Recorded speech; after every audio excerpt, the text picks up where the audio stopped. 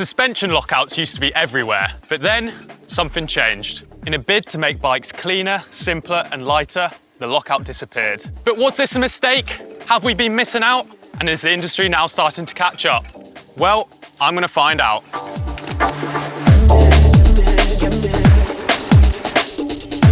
Is it worth it, or is it just extra cable clutter? How do you use it, and will it make you faster?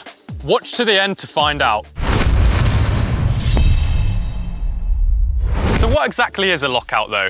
Well, it's a lever on your handlebars or shock that allows you to stiffen up your suspension when you need it. Why would you want to lock out your suspension though? As you can see, when pedaling hard, some of your energy is lost through the suspension rather than going to your back wheel. But once we flip that lockout switch, things change completely. With the suspension stiffened up, all your effort is going to driving you forward. So I'm actually going to compare now what difference having your suspension unlocked versus locked makes up this climb. So I'm going to ride 2 runs. I'm going to go up 280 watts, or as close as I can, both times, and I'll compare the times afterwards. So I'm really interested to see what difference the lockout makes. Right, first run, fully unlocked. Let's see how I get on. Beep, beep, beep, beep. So this first section of Kye Road here that is really smooth is exactly where you want to be using your lockout. You just feel when the suspension's fully unlocked how much energy you're just losing to the bob. Feels like quite hard work, especially when you get out of the saddle.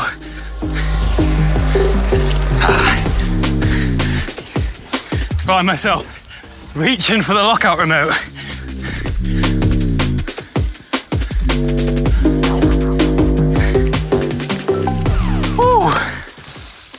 Went a little bit harder than I said I would go, but I'll make sure I do the same for the locked out run.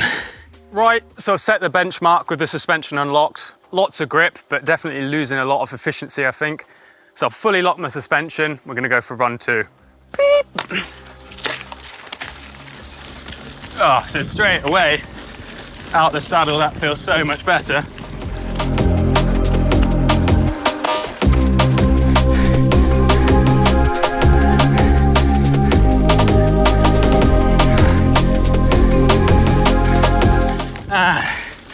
That'll do. Oh, why is 330 watts feeling so hard? I'm sure you're eager to find out which one was faster, but first, let's dive in how to use a lockout and when you'd use it. So what do we mean by suspension bob then? Well, it's that feeling when your suspension bobs up and down while pedaling. Not because of bumps in the trail, but because when you pedal, your weight shifts up and down, compressing and unloading the suspension each time. The problem with suspension bob is that every time your suspension bobs up and down, some of the energy from your pedaling is lost. Instead of moving you forward, it's being soaked up by the suspension.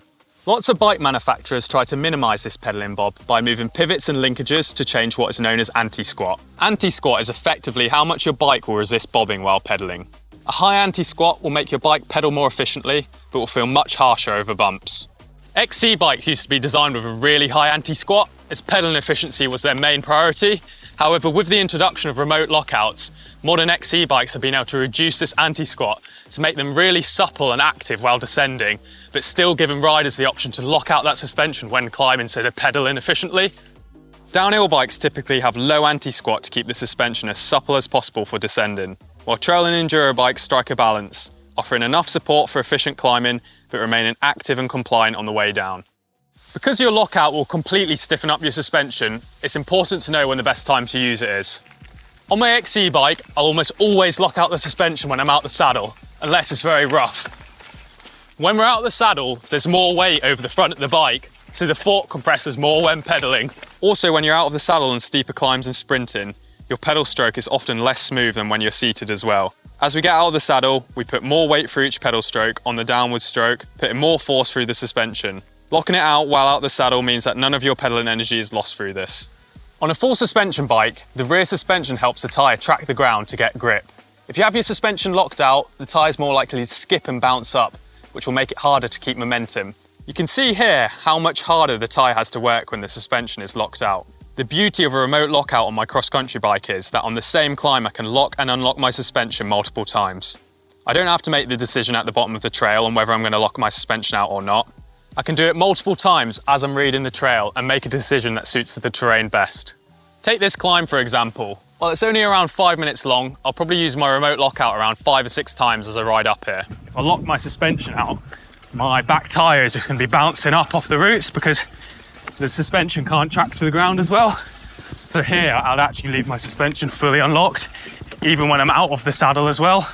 And when you can read the trail, you can really get good at just using that lockout remote all the time as I come straight into the descent and just leave my suspension completely unlocked. It's really easy to remember to do it.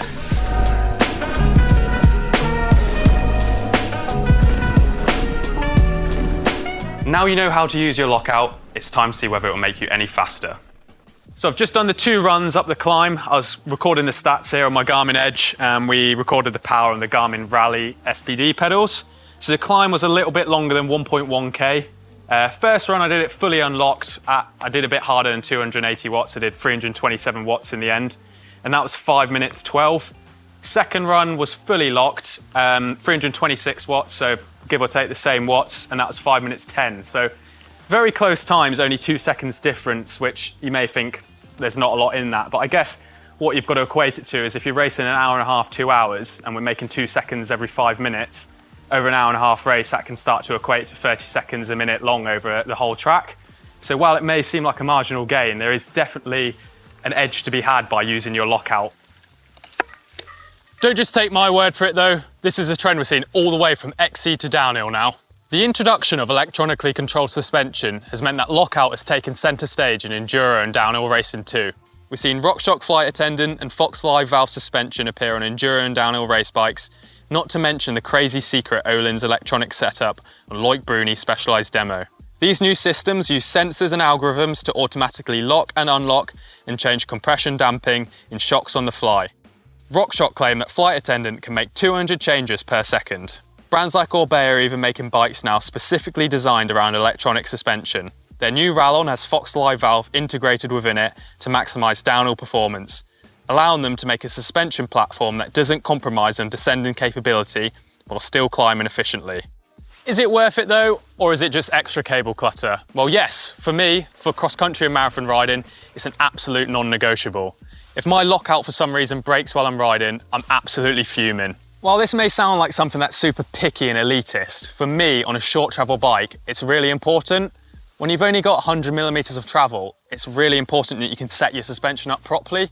Without a remote lockout, the temptation is to set your suspension up a little bit harder so it pedals better, and you just don't get full use of all that suspension. So with the remote lockout, I can set my suspension up so it's optimized for descending, and it still pedals efficiently.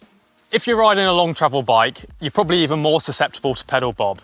With long road climbs being used as liaisons in Enduro World Cups, having the option to lock out your suspension can make a real difference. So it's clear that lockouts have their place amongst racers, but they can also improve the efficiency of everyday riders. I'd be interested to hear what you guys think though. Are you someone who religiously uses your lockout, or do you just set your suspension at the start of the ride then forget about it? If you've enjoyed today's video, let me know in the comments down below. I'll see you in the next one.